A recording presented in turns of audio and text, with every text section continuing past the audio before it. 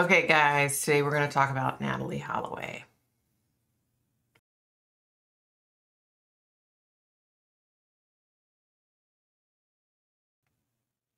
Hey guys, Victoria Paxton here. Thanks for stopping back by my YouTube channel. Okay, so like, share, subscribe, all that good stuff.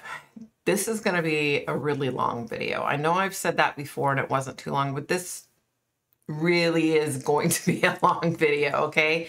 So I wanted to leave all the information in there because I want you to see like what this poor family has gone through, okay? So get a drink, sit back, and if you don't like psychics, don't watch it. You know what I mean? Yeah. Okay. Anyway, so here we go.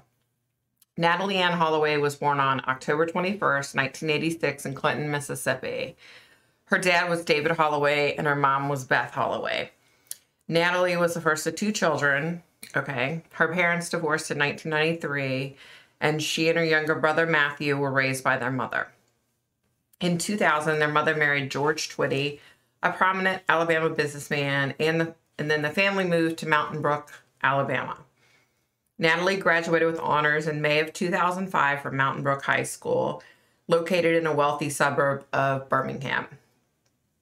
She was a member of the National Honor Society and the school dance squad.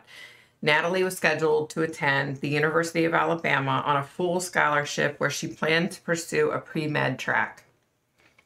Smart girl. On Thursday, May 26th, 2005, Natalee and 124 fellow graduates of Mountain Brook High School arrived in Aruba for a 5-day unofficial graduation trip. Excuse me. The teenagers were accompanied by 7 chaperones. According to teacher and chaperone Bob Plummer, the chaperones met with the students each day to make sure everything was okay. Jody Bierman, who organized the trip, stated the chaperones were not supposed to keep up with their every move. Okay. Gerald Donpig, who headed the investigation from the mid-2005 until 2006, stated that the Mountain Brook students engaged in wild partying, a lot of drinking, lots of room switching every night. Of course they did. They were getting it out of their system before college. We know the Holiday Inn told them they weren't welcome to come back next year. Natalee, we know she drank all day, every day. So did probably the majority of them. We have statements she started every morning with cocktails, so much drinking that Natalee didn't show up for breakfast 2 mornings. 2 of Holloway's classmates, Liz Kane and Claire Fierman, agree that the drinking was kind of excessive. Holloway was last seen by her classmates at around 1:30 a.m. on Monday, May 30th, as she was seen leaving the Carlos and Charlie's bar and nightclub. She left in a car with 17-year-old Huron Van... Okay. Let me start this by saying I don't care if I mispronunciate this guy's name. I really could personally care less. She left in a car with 17-year-old Paulus Van Der Sloot, a Dutch honors student who was living in Aruba and attending the International School of Aruba, and his Surinamese friends, brothers 21-year-old Deepak Kalpo, the owner of the car, and 18-year-old Satish Kalpo. Holloway was scheduled to fly home later that day, but she didn't show up for her return flight. Her packed luggage and passport were found in her hotel room. Immediately following Holloway's missed flight, her mother and stepfather flew with friends on a private jet to Aruba. Within 4 hours of landing on the island, the Twitties presented the Aruban police with the name and address of Van Der Sloot, who was the person with whom Natalee left the nightclub. Beth stated that Van Der Sloot's full name was given to her by the night manager at the Holiday Inn that recognized him from a videotape. The Twitties and their friends went to the Van Der Sloot's home with 2 Aruban police to look for Holloway.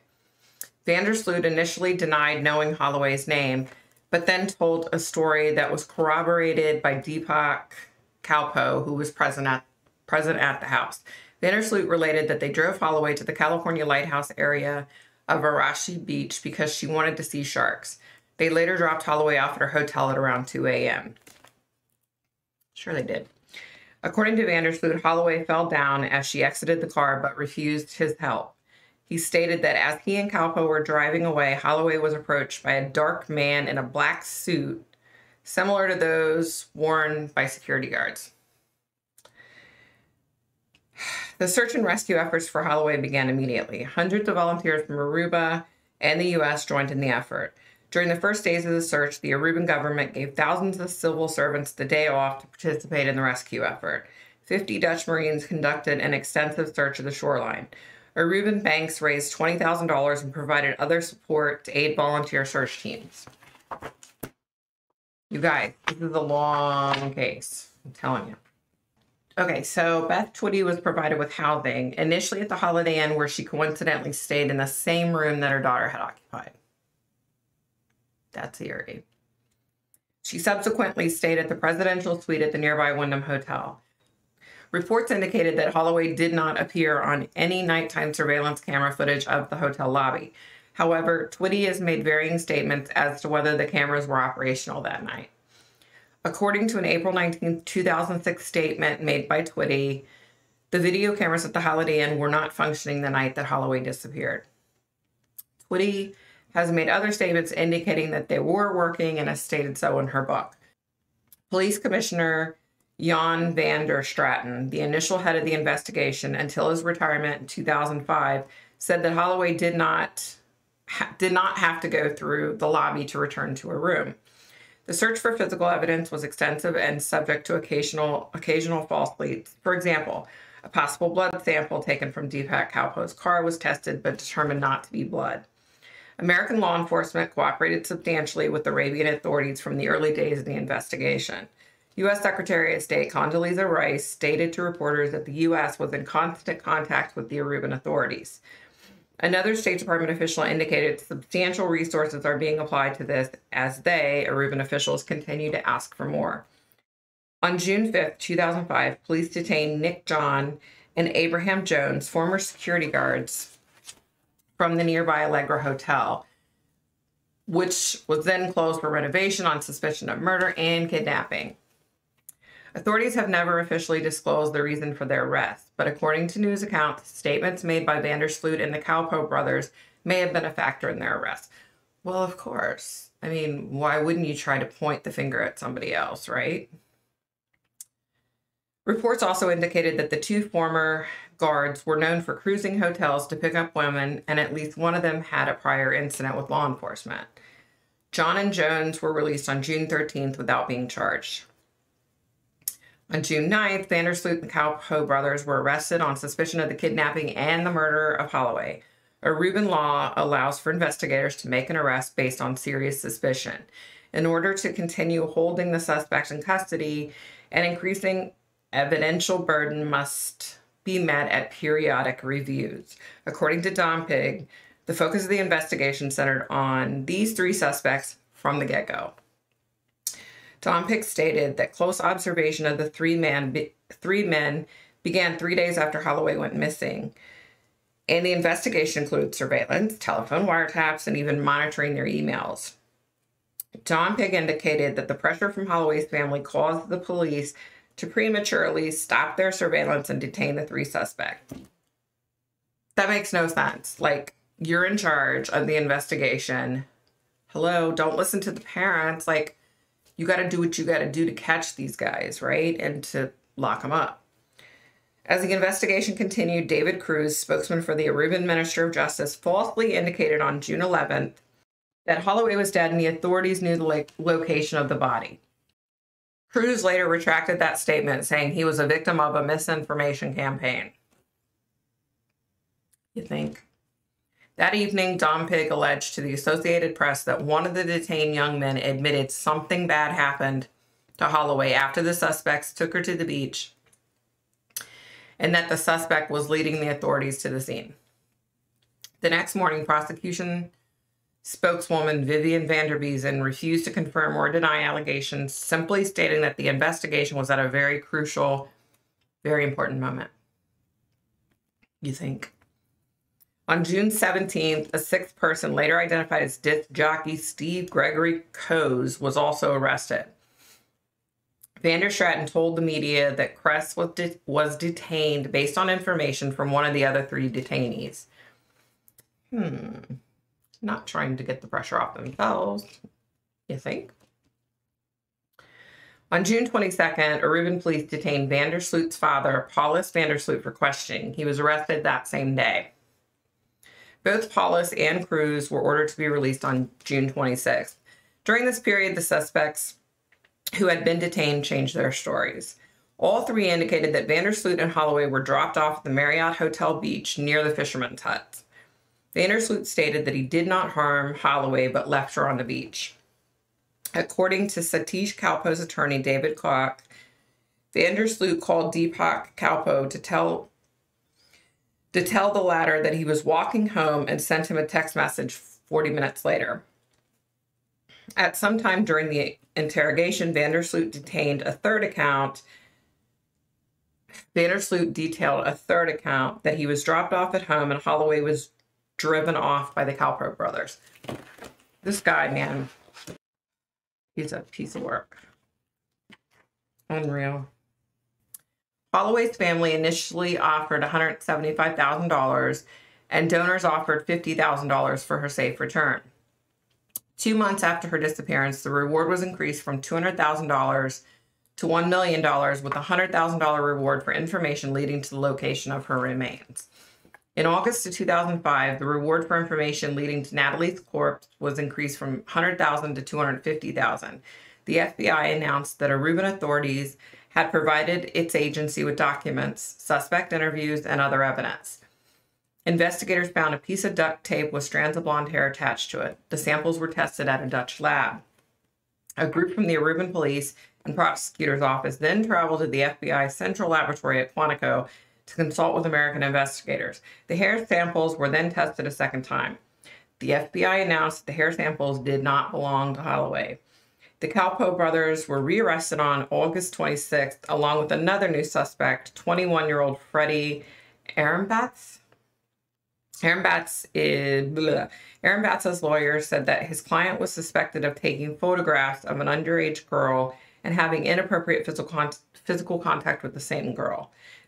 This incident allegedly occurred before Holloway's disappearance. Ehrenbatz's friend, Van Der Sloot, and the Kalpo brothers were supposedly involved in the incident.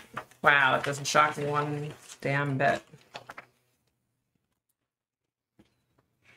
Van Der Sloot, okay, it's getting good, you guys. Van Der Sloot's mother, Anita, stated, "It's a desperate attempt to get the boys to talk, but there's nothing to talk about." Joran Van Der Sloot's mother needs to become best friends with Chris Watts' mother because apparently they're both wackadoos and think their sons are perfect and that they didn't do anything. They'd be good friends. While no public explanation was then made for the Kalpo's rearrest, Dompick later said that it was an unsuccessful attempt to pressure the brothers into confessing. On September 3rd, the 4 detained suspects were released by a judge despite the attempts of the prosecution to keep them in custody. The suspects were released on the condition that they remain available to police. On September 14th, all restrictions on them were removed by the Combined Appeals Court of the Netherlands, Antilles, and Aruba. In the month following his release, Van Der Sloot gave several interviews that explained his version of events. The most notable interview was broadcast on Fox News over 3 nights in March 2006. During the interview, Van Der Sloot indicated that Holloway wanted to have sex with him, but he did not because he didn't have a condom. He's a 20-some-year-old guy, and some beautiful girl wants to have sex with him, but he's not going to because he doesn't have a condom. He's so full of crap. He stated that Holloway wanted them to stay on the beach, but that he had to go to school the next morning. He's such a stand-up guy, isn't he? Shucks. According to Van Der Sloot, he was picked up by Satish Kalpo at about 3 a.m. and left Holloway sitting at the beach. Sure. In August of 2005, David Koch, Kalpo's attorney, stated that his client had gone to sleep and had not returned to drive Van Der Sloot home. Oh, that's convenient. Van Der Sloot stated that he was somewhat ashamed to have left a young woman all alone on the beach, albeit by her own request, and related that he was not truthful at first because he was convinced that Holloway would soon turn up. He's just such a stand-up guy. He really is. In January 2006, the FBI and Aruban authorities interviewed, or in some cases, re-interviewed several of Holloway's classmates in Alabama. On January 17th, Aruban police searched for Holloway's body in sand dunes on the northwest coast of Aruba, as well as areas close by Marriott Beach. Excuse me. Additional searches took place in March and April 2006 without any results. Shortly before leaving the case, Don Pigg gave an interview to CBS in which he stated that he believed that Holloway was not murdered, but probably died from alcohol and/or drug poisoning, and that someone later hid her body. Don Pigg also stated that Aruba had spent about $3 million on the investigation, which was about 40% of the police's operational budget. And Don Pigg indicated that there was evidence that pointed to possession, though not necessarily use of illicit drugs by Holloway.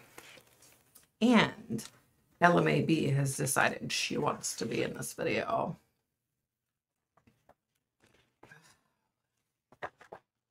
Okay. Members of the Holloway family have denied that she used drugs. She probably didn't on a regular basis, but we're talking about a bunch of kids letting loose and celebrating. So she did. On April 11, 2006, Dave Holloway published a book co-authored with R. Stephanie Good and Larry Garrison called Aruba, The Tragic Untold Story of Natalee Holloway and Corruption in Paradise. It recounted the search for his daughter. On April 15, 2006, Jeffrey Van Kroijnvoort was arrested by Aruban authorities on suspicion of criminal offenses related to dealing with narcotics, which, according to the prosecutor, might have been related to the disappearance of Holloway. At his first court appearance, his detention was extended by 8 days. Van Kroijnvoort was released, however, on April 25th. In addition, another individual with initials AB was arrested on April 22nd, but was released the same day. On May 17th, another suspect, Guido Wever, the son of a former Aruban politician, was detained in the Netherlands on suspicion of assistance in the abducting, battering, and killing of Holloway. Wever was questioned for 6 days in Utrecht. Aruban prosecutors initially sought his transfer to the island, but he was instead released by agreement between the prosecution and Weber's attorneys.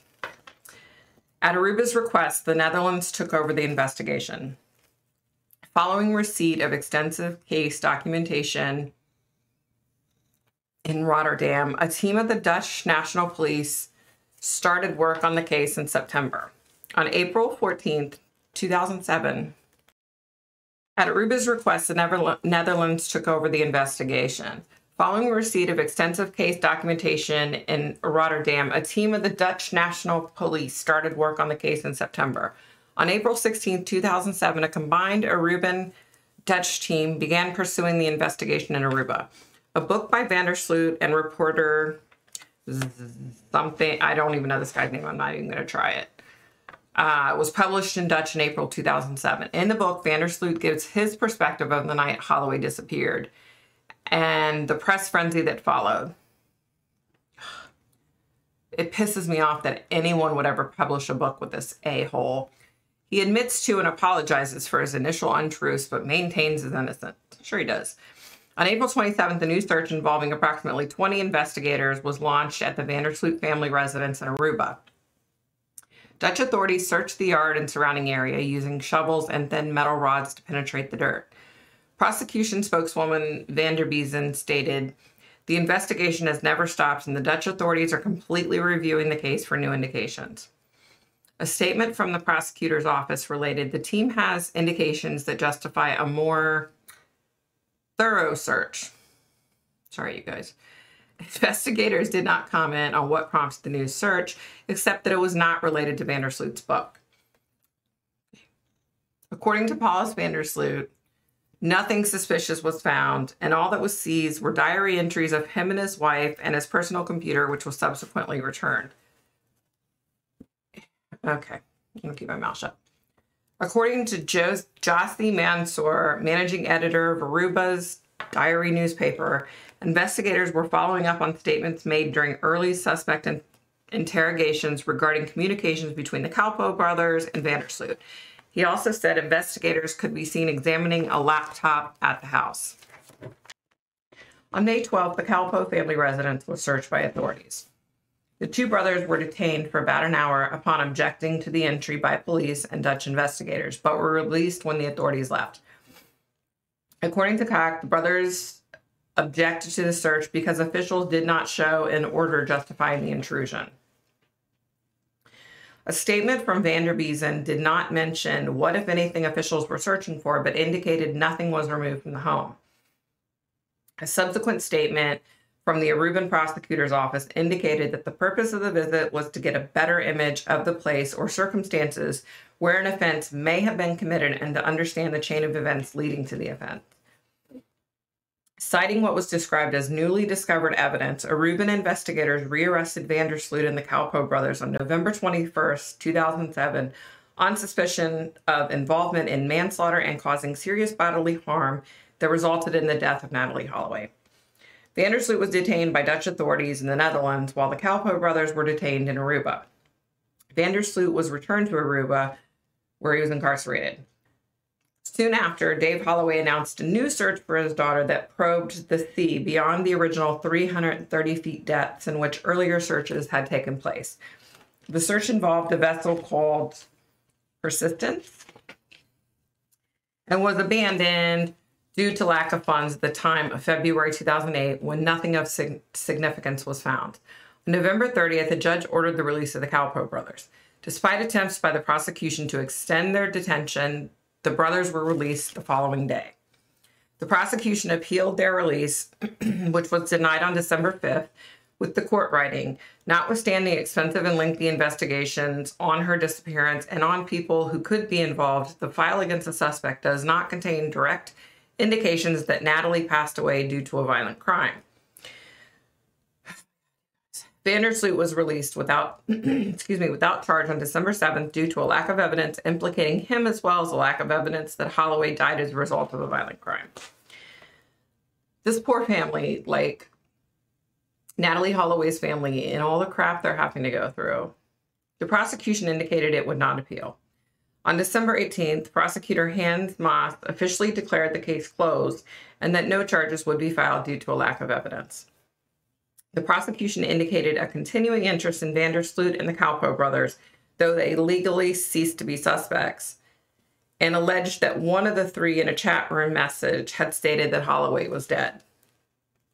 This was hotly contested by Deepak Calpo's attorney, who stated that the prosecution, in translating from Papiamento to Dutch, had misconstrued a reference to a teacher who had drowned as that of Holloway.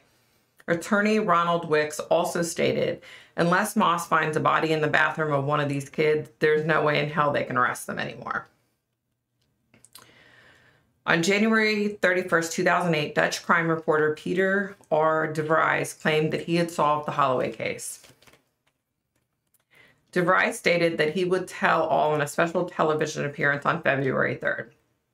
On February 1st, the Dutch press reported that Van Der Sloot made a confession regarding Holloway's disappearance.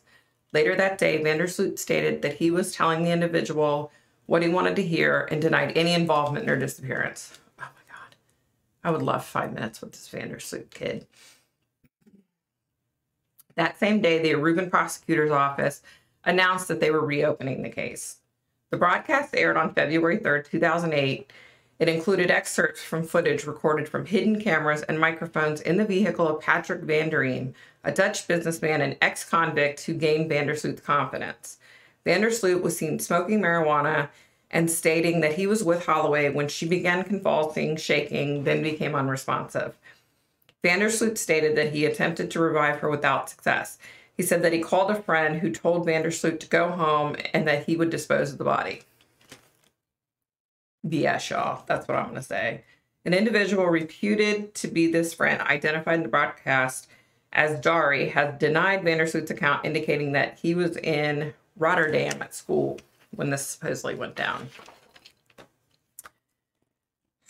The Aruban prosecutor's office attempted to obtain an arrest warrant for Van Der Sloot based on the tapes. However, a judge denied the request. Well, of course he denied the request. I mean, how many times have you arrested them and then screwed up and let them go? The prosecution appealed the denial, but the appeal failed on February 14th. The appeals court held that the statements on the tape were inconsistent with evidence in the case and weren't sufficient to hold Van Der Sloot. Go figure. On February 8th, Van Der Sloot met with the Reuben investigators in the Netherlands and denied that what he said on the tape was true, stating that he was under the influence of marijuana at the time. Of course he was. Van Der Sloot indicated that he still maintains that he left Holloway behind on the beach. In March of 2008, news reports indicated that Van Der Eem was secretly taped after giving an interview for Reuben Television.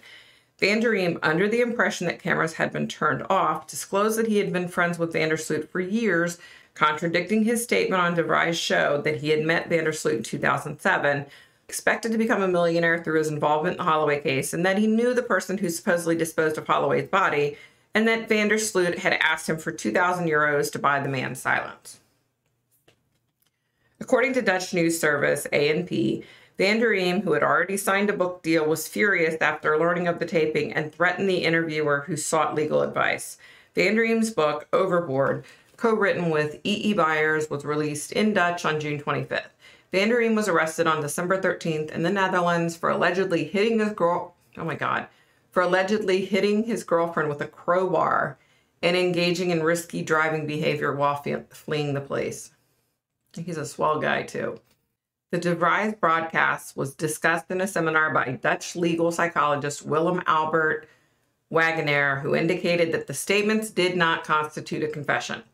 Wagenaar criticized DeVry's for broadcasting the material, stating that the broadcast made it harder to obtain a conviction, and had DeVry's turned over the material to the authorities without broadcasting it, they would have held all the trumps in questioning Van Der Sloot. Wagenaar opined that not only was the case unsolved, it was not even clear that a crime had been committed. On November 24th, Fox News aired an interview with Van Der Sloot in which he alleged that he sold Holloway into sexual slavery, receiving money both when Holloway was taken and later to keep quiet. Van Der Sloot alleged that his father paid off 2 police officers who had learned that Holloway was taken to Venezuela. Van Der Sloot later retracted the statements made in the interview. Yeah, of course he did. He likes to hear himself talk, you guys, in case you haven't figured that out. He thinks he's all that. Fox News also aired part of the audio recording provided by Van Der Sloot, which he alleged is a phone conversation between him and his father, in which the father displays knowledge of his son's purported involvement in human trafficking. According to Voss, the voice heard on the recording is not that of Paulus Van Der Sloot. The Dutch newspaper Der Telegraaf reported that the father's voice is almost certainly that of Joran Van Der Sloot himself, trying to speak in a lower tone. Well, go figure. What a complete and total piece of you-know-what. You guys, this case just makes me angry. On February 20th, 2010, Paulus Van Der Sloot died of a heart attack. On March 20th, 2009, Dave Holloway transported a search dog to Aruba to search a small reservoir in the northern part of the island. The reservoir was previously identified by a supposed witness as a possible location of Natalee's remains. Aruban authorities indicated that they had no new information in the case, but that Holloway had been given permission to conduct the search. You guys. On February 23rd, 2010, it was reported that Van Der Sloot had stated in an interview that he had disposed of Holloway's body in a marsh in Aruba. New Chief Prosecutor Peter Blanken indicated that authorities had investigated the latest story and had dismissed it. Blanken stated that the locations, names, and time stated did not make any sense. In March 2010, underwater searches were conducted by Aruban authorities after an American couple reported that they were snorkeling when they photographed what they thought might be human skeletal remains, possibly that of Holloway. Aruban authorities sent divers to investigate, but no remains were ever discovered. On May 29, 2010, Van Der Sloot contacted John Q. Kelly, Beth Twitty's legal representative, with an offer to reveal the location of Natalee's body and the circumstances surrounding her death if he were given an advance of $25,000 against a total of $250,000. After Kelly notified the FBI, they arranged to proceed with the transaction. On May 10th, Van Der Sloot had a $15,000 wire transferred to his account in the Netherlands following the receipt of $10,000 in cash that was videotaped by undercover investigators in Aruba. Authorities stated that the information that he provided in return was false because the house in which he said Holloway's body was located had not yet been built at the time of her disappearance. Excuse me. On June 3rd, Van Der Sloot was charged in the U.S. District Court of Northern Alabama with extortion and wire fraud. Yay. U.S. Attorney Joyce White Vance obtained an arrest warrant and transmitted it to Interpol. On June 30th, Van Der Sloot was indicted on the charges. At the request of the U.S. Justice Department, authorities conducted a June 4th raid and confiscated items from 2 homes in the Netherlands. One of the homes belonged to reporter J.F. Ames, who had previously interviewed Van Der Sloot and claimed knowledge of his criminal activities. Aruban investigators used information gathered from the extortion case to launch a new search at a beach, but no new evidence was found. Dave Holloway returned to Aruba on June 14th to pursue possible new clues. On May 30th, 2010, 5 years to the day after Holloway's disappearance, Stephanie Flores Ramirez, a 21-year-old business student, was reported missing in Lima, Peru. She was found dead 3 days later in a hotel registered under Van Der Sloot's name.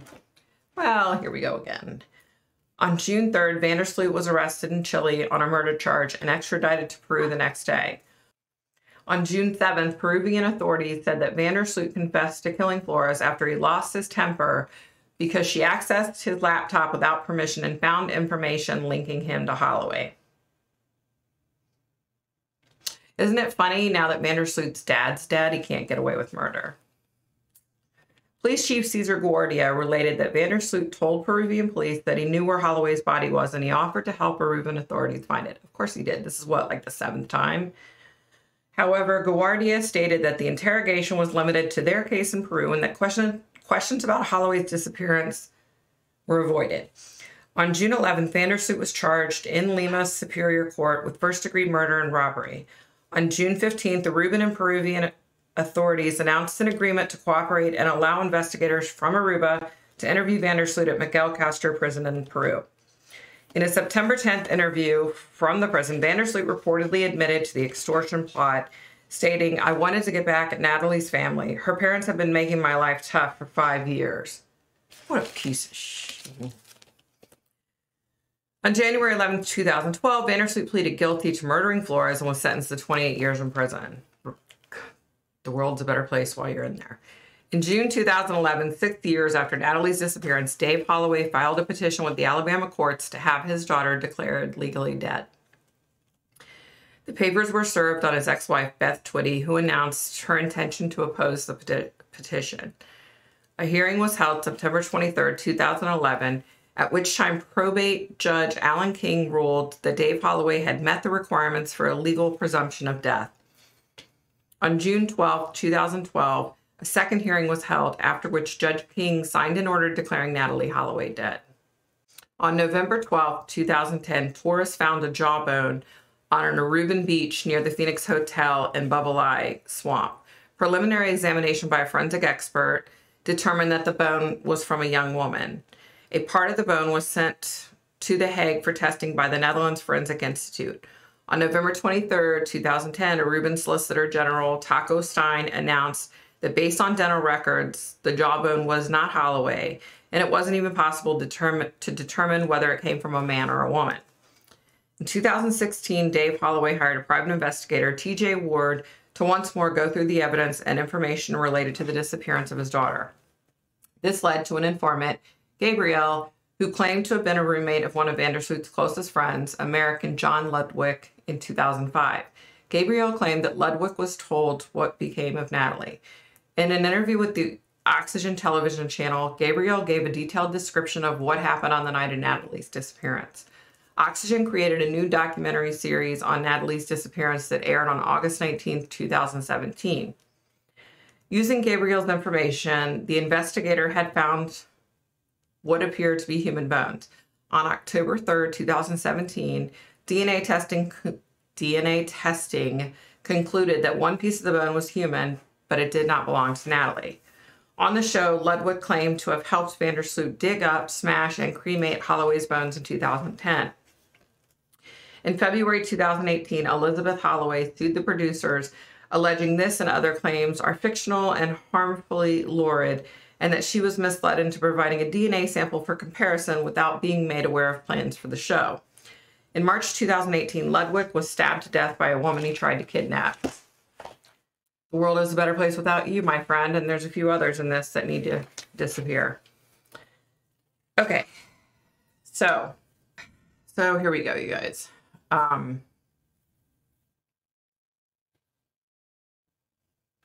So I was able to connect with Natalee. We spoke about her family, her brother, some of her close friends. You know, I usually try to do that to get them to kind of calm down. Okay, so she said that, you know, they were having fun. You know, it was her last hurrah before she got back home and went back to college, right? Or went to college, I'm sorry. She said she ran into Jorn and the Calpro brothers again that night. So apparently she had seen them before. She said she'd been drinking all day. She'd pretty much been drinking every day, all day. She was letting loose, right? She thought that Jorn was cute, but she also said that he was really cocky. He asked if she wanted to go hang out at the beach. So she thought, yeah, sure. You know, thinking, let's go to the beach and make out. Wow, that'll be a great memory. You know, that kind of thing. So they got in the car and headed out. But she was confused as her and Jorn, I think it's Jorn, however the hell you say it. Her and Jorn got out of the car and the Calpo brothers got out as well. And she thought, well, this is weird, because she thought she was going to be just spending time with Jorn. So she sat down in the sand, apparently. They started making out, and then he started to rape her, I guess. And then the other two boys joined in. She was trying to fight them.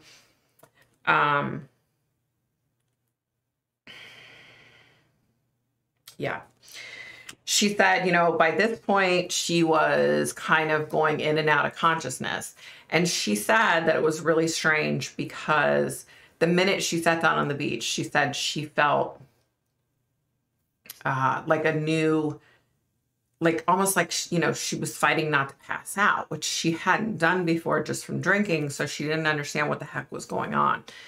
So she went on to say that she thinks that maybe she was drugged, which could very well be. We know a lot of guys do that. A bunch of pieces of, you know what. So she said she was fighting. She saw Jorn and she saw Satish. And she was fighting them off. And then she said she kind of like phased out. Like she said, you know, like I went unconscious or something. And she said when she came to, she didn't understand what the heck was going on because, okay, so she said when she came around, she was like, what the heck is going on? Because she didn't know where she was or what was going on. Well, at this point, she had passed away. She was dead, but she didn't realize that at this time.